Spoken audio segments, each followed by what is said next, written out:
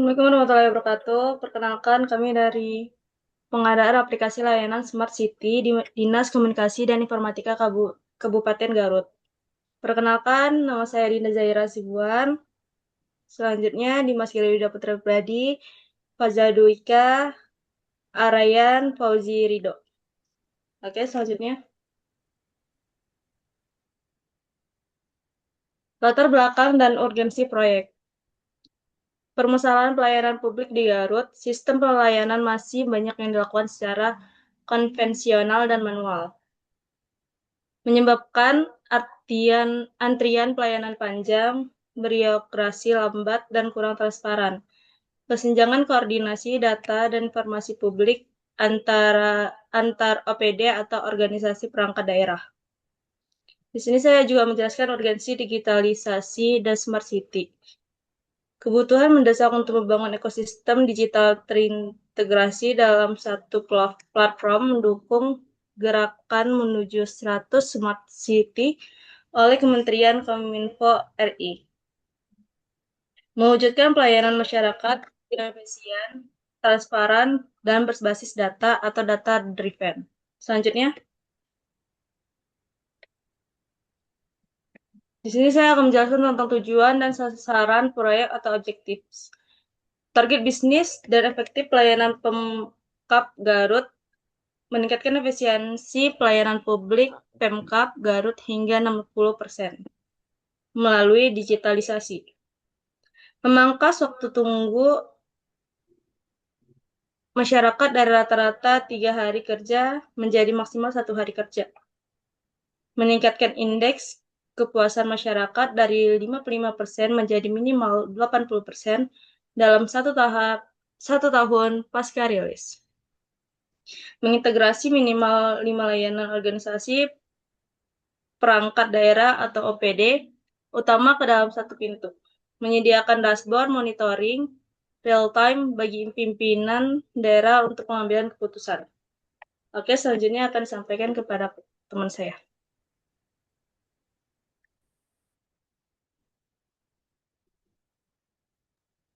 Oke, selanjutnya adalah profil pelaksanaan. Pelaksana PT Gamateko Indonesia. Tentang PT Gama Tekno Indonesia didirikan sebagai spin-off dari Universitas Gadjah Mada, UGM Yogyakarta.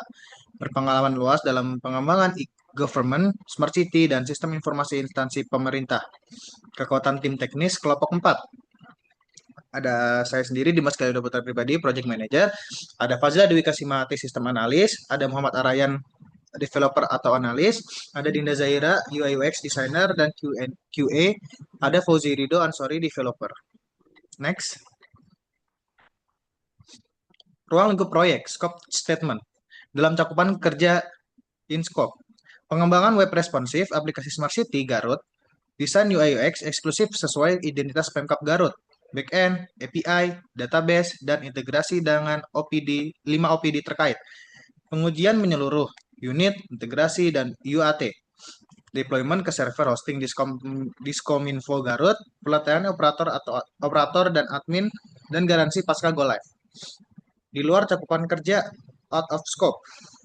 Pengadaan pengadaan hardware server fisik disediakan Diskominfo, penyediaan jaringan internet dan infrastruktur kabel atau telekomunikasi, migrasi data manual dan sistem legasi dan tidak terdokumentasi, dukungan operasional harian pasca masa garansi habis. Selanjutnya, ada work breakdown struktur WBS. Yang pertama ada phase inisiasi, analis, dan desain. Ada poin 1.1 inisiasi proyek. Ada kick off, charter, identifikasi, dan stakeholder. Yang ada poin 1.2 analisis kebutuhan, wawancara, analisis fungsional, dokumen, SRS. Ada poin 1.3 desain sistem, arsitektur, IRD, database, mockup UI UX, dan dokumen SDD. Pada fase pengembangan aplikasi, ada coding development, setup environment, backend API, front-end web, integrasi modul. Pada fase testing, validasi, dan go live, yang pertama ada testing bug fixing, unit testing, integration testing, internal bug fixing. Selanjutnya ada UIT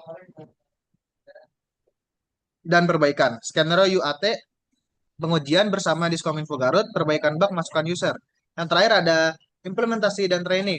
Deployment ke server di Kominfo, pelatihan operator, serah terima final. Selanjutnya, ada jadwal timeline pelaksanaan proyek pada 11 bulan lewat pelaksanaan Januari sampai November 2026.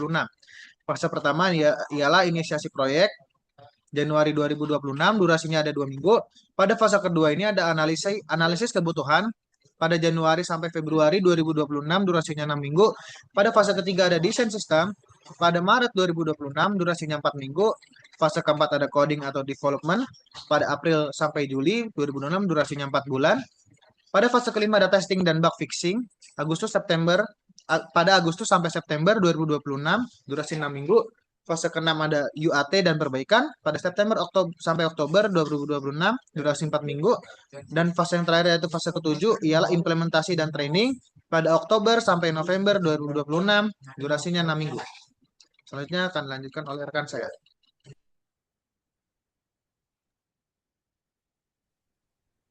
Oke, baik. Sini sekarang kita beralih ke aspek anggaran proyek. Anggaran proyek ini diklasifikasikan secara detail agar efisien dan transparan. Bagian pertama dari anggaran ini adalah biaya personil atau sumber daya manusia. Total alokasi untuk SDM inti kelompok 4 adalah 135 juta atau sekitar 53,3% dari total anggaran proyek. Kami menerapkan tarif bulanan flat yang disesuaikan dengan kontribusi aktif setiap peran. Yang pertama itu ada project manager yaitu Dimas dianggarkan sebesar 5 juta per bulan dengan keterlibatan penuh selama 11 bulan proyek. Total yang didapatkan adalah 55 juta. Mem bertindak sebagai pemimpin proyek dari inisiasi hingga searah terima final. Lalu yang kedua itu sistem analis yaitu saya sendiri Fadla dianggarkan sebesar 4.500.000 per bulan dengan keterlibatan selama 4 bulan, totalnya 18 juta rupiah, terutama aktif pada fase awal analisis kebutuhan dan fase akhir UAT. Lalu yang ketiga ada developer atau analis yaitu Muhammad Arayan yang dianggarkan sebesar 5 juta rupiah per bulan dengan durasi 6 bulan dengan total 30 juta rupiah yang mencakup fase analisis database dan pengembangan backend API. Terus selanjutnya ada UI UX designer yaitu Dina Zaira dianggarkan sebesar 4 juta rupiah per bulan dengan durasi 3 bulan yang totalnya 12 juta rupiah. Aktif pada fase desain antarmuka dan fase pengujian unit atau integrasi. Lalu yang terakhir ada developer yaitu Fauzi Ridho dianggarkan sebesar 5 juta rupiah per bulan dengan keterlibatan 4 bulan yang totalnya 20 juta rupiah berfokus penuh pada coding front end dan integrasi sistem. Alokasi honorarium ini dirancang sangat rasional dan proporsional untuk menjamin produktivitas tim selama proyek berlangsung. Lalu kita lanjut ke RAB pengadaan biaya dan operasional. Yaitu selain biaya personil, rencana anggaran biaya kami merinci pengadaan non personil dan operasional pendukung dengan total nilai Rp68.800.000. Biaya non-personel ini terbagi ke dalam 3 kategori utama. Yang pertama itu ada infrastruktur dan software dengan total 30 juta rupiah. Ini mencakup sewa server cloud virtual atau VPS sebesar 20 juta rupiah untuk lingkungan deployment awal. Pengadaan domain pemerintah.go.id dan sertifikat SSL keamanan sebesar 2 juta rupiah. Serta lisensi software dan development tools pendukung pemrograman sebesar 8 juta rupiah. Lalu yang kedua, biaya operasional sebesar Rp15.800.000. Biaya ini mencakup jasa internet dan komunikasi bulanan tim sebesar Rp5.500.000. Konsumsi rapat koordinasi dinas sebesar Rp3.300.000.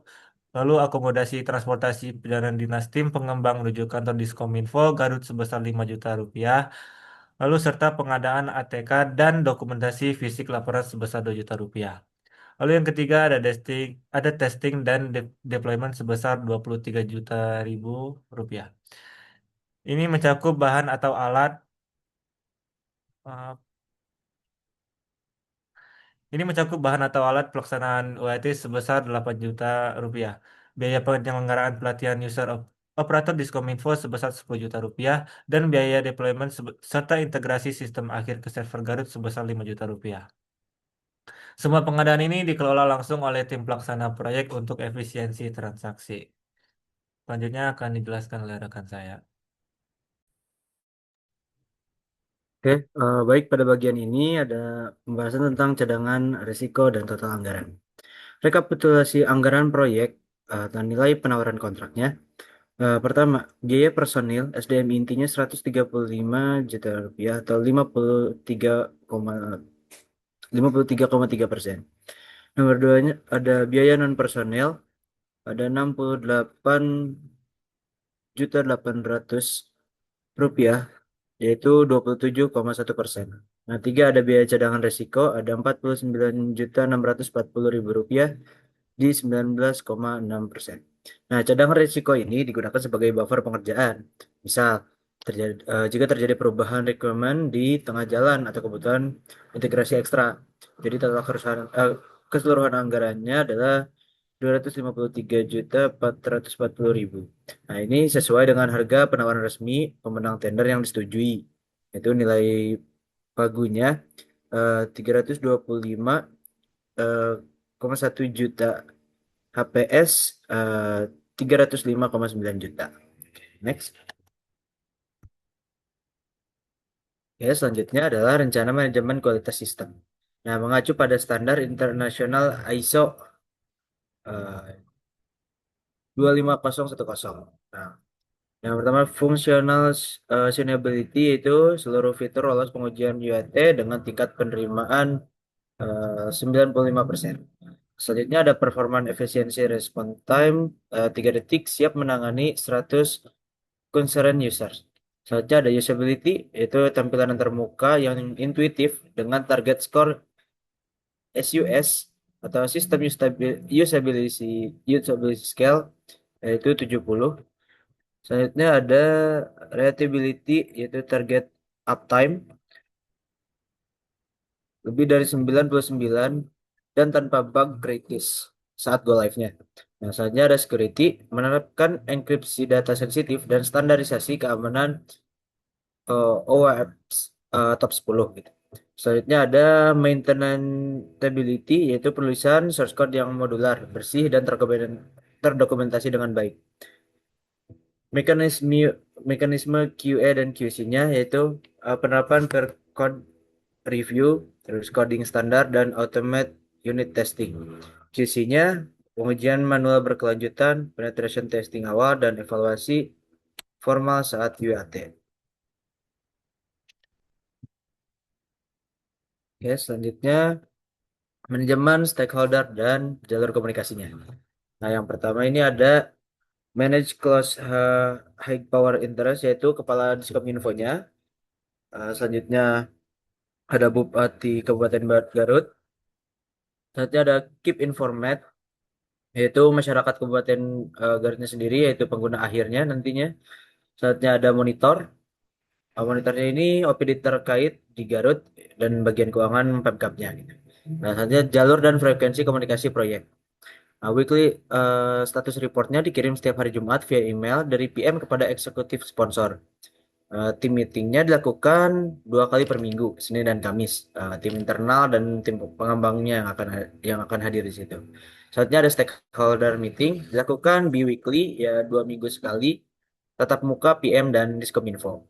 Selanjutnya ada eskalasi darurat dilakukan lewat telepon atau WA dengan response time maksimal 1 kali 24 jam.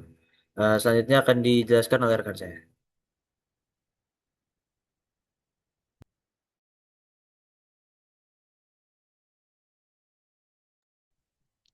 Baik, selanjutnya kita akan bahas rencana mitigasi risiko yang telah kami siapkan untuk menghadapi potensi kendala di lapangan.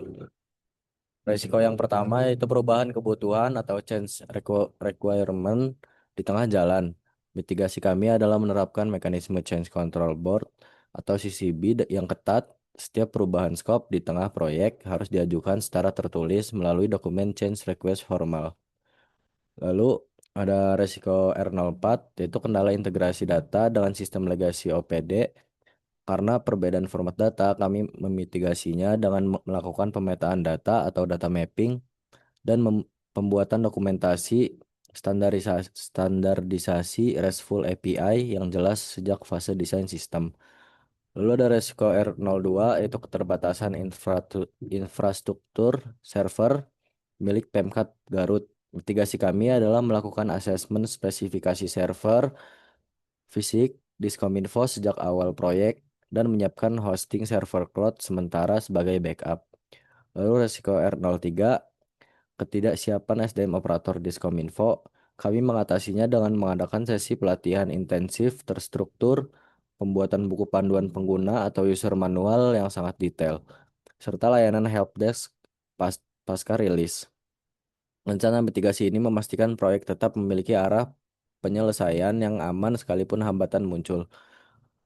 Sebagai kesimpulan, dokumen perencanaan proyek ini mulai dari project charter hingga project management plan, kami kami susun secara konsisten dan selaras penjadwalan 7 fase kerja kami di Project Libre detail rencana anggaran biaya sebesar 253.440.000, jaminan mutu ISO 25010, strategi komunikasi stakeholder hingga manajemen risiko telah dirancang secara matang untuk memastikan kesuksesan implementasi aplikasi Smart City di Kabupaten Garut.